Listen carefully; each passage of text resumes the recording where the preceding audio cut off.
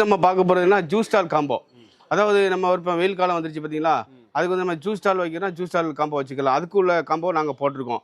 இந்த 13 பொருளும் சேர்ந்து எப்படின்னா 38,850 ரூபா, 850 ரூபா தான் மட்டும்தான் இது.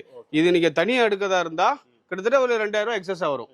அது நம்ம காம்போவாக போடுவோம், குறைச்சி போடணுன்ற நோக்கத்தில் 38,850 போட்டிருக்கோம். எப்படி 13 பொருள் சேர்ந்து போட்டிருக்கோம். இதில் என்னென்ன பொருள் இருக்கோ இந்த பொருள் எல்லாம் சேர்ந்து 38,850 ரூபா உங்களுக்கு. ஒரு ஜூஸ் கடை வைக்க விரும்புகிறவங்க இந்த காம்போ பார்த்து நீங்கள் எடுத்துக்கலாம்.